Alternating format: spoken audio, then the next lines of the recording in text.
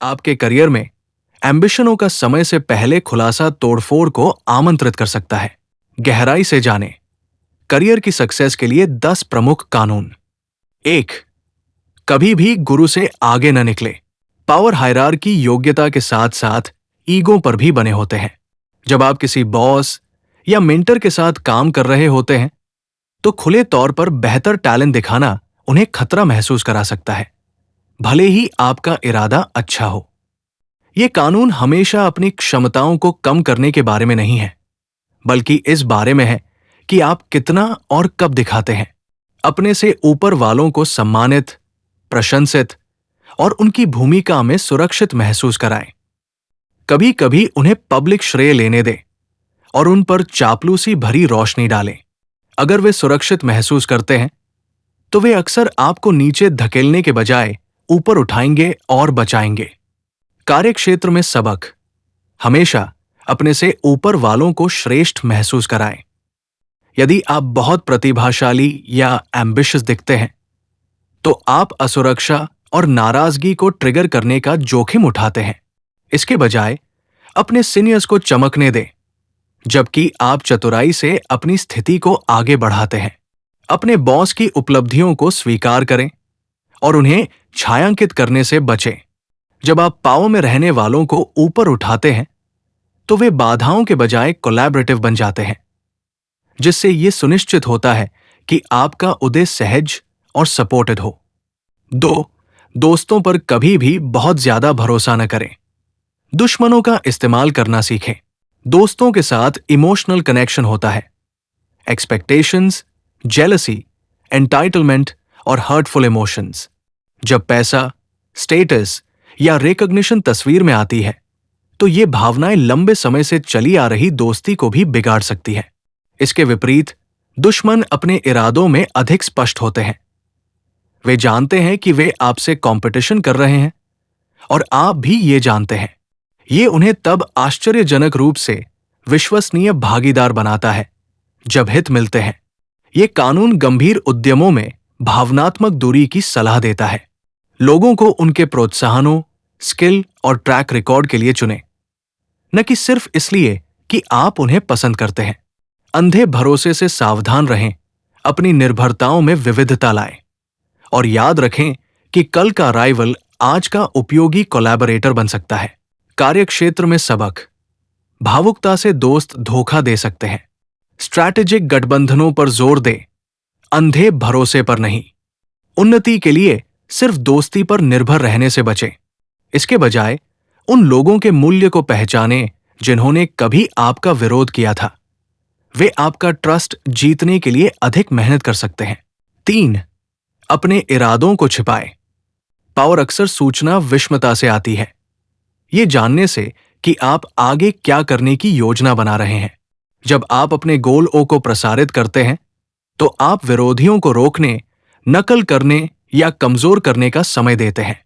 अपने इरादों को छिपाने का मतलब हमेशा झूठ बोलना नहीं होता है। इसका मतलब व्यापक शब्दों में बात करना, हानिरहित विवरणों पर ध्यान केंद्रित करना या दूसरों को अपनी प्राथमिकताओं को गलत पढ़ने देना हो सकता है। कुंजी यह है कि आप अपने आसपास के लोगों की तुलना में कम अनुमानित रहें। अपनी दीर्घकालिक योजनाओं को निजी रखें। केवल वही प्रकट करें जो आपके वर्तमान कदम का समर्थन करता हो। कार्यक्षेत्र में सबक। अपनी योजनाओं को गुप्त रखना कंट्रोल बनाए रखने और इंटरफेरेंस को रोकने के लिए आवश्यक है। अपने इरादों या स्ट्रैटेजीज को ज्यादा शेयर करने से बचें। इसके बजाय अपने इरादों को तभी प्रकट करें जब समय सही हो। अधिकतम इन्फ्लुएंस सुनिश्चित करें। प्राइवेसी, रहस्य और अनप्रेडिक्टेबिलिटी का एक ऑरा बनाती है, जो इन्फ्लुएंस के लिए एक शक्तिशाली उपकरण हो सकता है। 4. हमेशा जरूरत से कम बोलें। शब्दों को गलत साइटेड, मिसअंडरस्टूड और हथियार बनाया जा सकता है। आप जितना अधिक बोलेंगे उतना ही अधिक सामग्री आप गपशप, क्रिटिसिज्म और जवाबी हमले के लिए प्रदान करेंगे। जो लोग कम बोलते हैं वे अधिक थॉटशील और कंट्रोल में दिखाई देते हैं। यह कानून डिसिप्लिन स्पीच को प्रोत्साहित करता है। सवालों के संक्षेप में जवाब दें, ज्यादा शेयर करने से बचें और हर पॉज को भरने के आग्रह का विरोध करें। मौन दूसरों को खुद को प्रकट करने के लिए प्रेरित करता है। ये उनकी योजनाओं, आशंकाओं या इनसिक्योरिटीज को बाहर निकाल सकता है। कार्यक्षेत्र में सबक। पावर अक्सर मौन में वेस्टेड होती है। आप जितना अधिक बोलते हैं उतना ही अधिक आप प्रकट करते हैं। संक्षेप में बोलें और कंट्रोल का एक ऑरा बनाए रखने के लिए एक्सप्लेनेशन के लिए जगह छोड़ दें। बैठकों या वार्ताओं में अपने कार्यों को ज्यादा समझाने या सही ठहराने से बचें। संक्षिप्तता सेल्फ ट्रस्ट और अधिकार का संकेत देती है। 5. रेप्यूटेशन पर बहुत कुछ निर्भर करता है। अपनी जान देकर इसकी रक्षा करें। रेप्यूटेशन ट्रस्ट और पावर के लिए एक तरह का क्रेडिट स्कोर है। इससे बहुत पहले कि लोग आपको व्यक्तिगत रूप से जानते हैं, वे आपके बारे में कहानियां, लेबल और धारणाएं सुनते हैं। वे कहानियां तय करती है कि दरवाजे खुलते हैं या बंद होते हैं। ये कानून आपको उस कहानी को सक्रिय रूप से मैनेज करने का आग्रह करता है। अपने नाम को डिसेबिलिटी, बेईमानी या अराजकता से जोड़े जाने से बचाएं। जब हमला किया जाता है तो स्ट्रैटेजिक रूप से फीडबैक दें। कभी कभी झूठ को गलत साबित करके, अन्य समय में नई उपलब्धियों से उन्हें पीछे छोड़कर। कार्यक्षेत्र में सबक। आपकी रेप्यूटेशन आपके इन्फ्लुएंस की नींव है। इसकी सख्ती से रक्षा करें और उन कार्यों से बचें जो इसे खराब कर सकते हैं।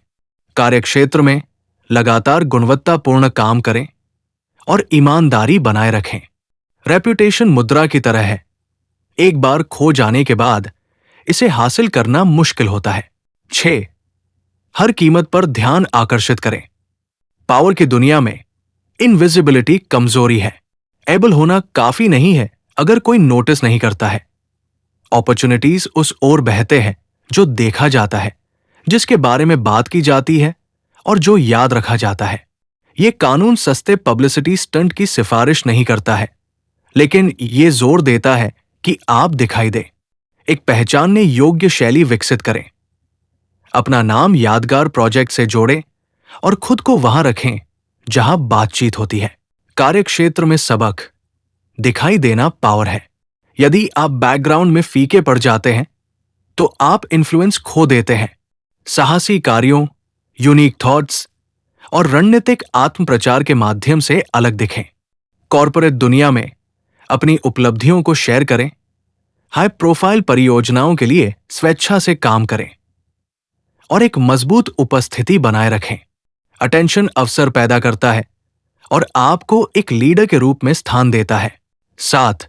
दूसरों से काम करवाएं, लेकिन हमेशा श्रेय खुद ले। पावर तब बढ़ती है जब आप ऑर्केस्ट्रेट करते हैं, न कि जब आप सब कुछ अकेले करते हैं। यह कानून लेवरेज पर केंद्रित है। दूसरे लोगों के प्रयास, एक्सपर्टीज और समय का उपयोग करके कुछ ऐसा बनाने के लिए जो आप अकेले नहीं कर सकते थे। इसका मतलब लोगों का शोषण करना नहीं है। इसका मतलब रोल्स को डिजाइन करना है जहां उनका काम आपके बड़े एजेंडा को आगे बढ़ाता है। आप विजन का समन्वय करते हैं, वे डिटेल्स को एक्सिक्यूट करते हैं। सार्वजनिक रूप से आप अपना नाम अंतिम उपलब्धि से जोड़ते हैं। कार्यक्षेत्र में सबक। दूसरों के प्रयासों का लाभ उठाने के लिए कार्यों को सौंपें, जबकि ये सुनिश्चित करें कि आपको परिणामों के लिए मान्यता मिले। लीडरशिप की रोल में अपनी टीम को एक्सिक्यूट करने के लिए सशक्त करें, जबकि आप स्ट्रैटेजी पर ध्यान केंद्रित करते हैं। जब सक्सेस प्राप्त हो जाती है तो योगदानों को स्वीकार करें, लेकिन खुद को प्रेरक पावर के रूप में स्थान दें। 8. दूसरे लोगों को आपके पास आने के लिए मजबूर करें। यदि आवश्यक हो तो चारा, बेट का उपयोग करें। जब आप पीछा करते हैं तो आप समय, शर्तों और इमोशनल फ्रेमवर्क पर कंट्रोल छोड़ देते हैं। यह कानून उस डायनामिक्स को पलटने की सिफारिश करता है। ऐसी स्थितियां बनाएं जो इतनी आकर्षक हो कि दूसरे आपके पास आने के लिए मजबूर महसूस करें। चारा विशेषज्ञता, रिसोर्सेज, रेप्यूटेशन या एक्सेस हो सकता है जिसकी उन्हें आवश्यकता है। मंच निर्धारित करके आपका कार्यालय, आपका मंच, आपका एजेंडा, आप एंगेजमेंट के नियमों को सूक्ष्मता से डिफाइन करते हैं। कार्यक्षेत्र में सबक। दूसरों को अपने एरिया ऑफ कंट्रोल में खींचे, बजाय इसके कि आप उनका पीछा करें। जब लोग आपकी तलाश करते हैं तो आपके पास बेनिफिट होता है और आप शर्तों को डिटरमाइन करते हैं। नेगोशिएशंस या कोलैबोरेशन में ऐसा मूल्य बनाएं जो ध्यान आकर्षित करता हो, चाहे वो एक्सपर्टीज, रिसोर्सेज या अपॉर्चुनिटीज हो। 9. अपने कार्यों के माध्यम से जीते, कभी भी लॉजिक के तर्क से नहीं। तर्क लोगों के दिमाग में विजेता और हारने वाले पैदा करते हैं, और हारने वाला अक्सर नाराज होकर चला जाता है, भले ही कौन सही था। पावर न केवल सत्य पर निर्भर करती है, बल्कि टिकाऊ रिश्तों और परसेप्शंस पर भी निर्भर करती है। ये कानून वर्बल लड़ाई के बजाय परिणामों के साथ अपना पॉइंट साबित करने का सुझाव देता है। दिखाए कि आपका अप्रोच काम करता है। शब्दों के प्रतिरोध को भड़काने की जगह परिणामों को समझाने दे। कार्यक्षेत्र में सबक, तर्क नाराजगी पैदा करते हैं, भले ही आप जीत जाए। परिणामों और कार्यों के माध्यम से अपना अप्रोच प्रदर्शित करें। वे शब्दों से ज्यादा जोर से बोलते हैं और विवाद के लिए कोई जगह नहीं छोड़ते। कार्यक्षेत्र में उन गर्मागर्म बहसों से बचें जो रिश्तों को नुकसान पहुंचाती है। इसके बजाय अपने प्रदर्शन को, अपने थॉट्स को मान्यता देने दें। 10. संक्रमण, इन्फेक्शन, दुखी और बदकिस्मत लोगों से बचें। भावनाएं और मानसिकता वायरस की तरह फैलती है। निराशावादी, केओटिक या पुराने बदकिस्मत लोगों के लगातार कनेक्शन में रहने से आपका नजरिया, डिसीजन और यहां तक कि आपके अवसर भी नीचे गिर सकते हैं। ये कानून पीड़ितों को दोष देने के बारे में नहीं है, बल्कि पैटर्न को पहचानने के बारे में है। कुछ व्यक्ति जहां भी जाते हैं वहां नाटक ले जाते हैं। संघर्ष, संकट, वित्तीय बर्बादी। यदि आप बहुत करीब जाते हैं तो उनके तूफान आपके बन जाते हैं। कार्यक्षेत्र में सबक, नेगेटिव लोग आपकी एनर्जी खत्म कर सकते हैं और आपकी रेपुटेशन को नुकसान पहुंचा सकते हैं। गति और इन्फ्लुएंस बनाए रखने के लिए खुद को पॉजिटिव, सक्सेसफुल व्यक्तियों से घेरें। दुख कॉन्टेजियस है। पेसिमिस्ट्स या पुराने अनसक्सेस के साथ जुड़ना आपको नीचे खींच सकता है। कोलैबोरेशंस को चुनें जो विकास और ऑप्टिमिज्म को प्रेरित करते हैं।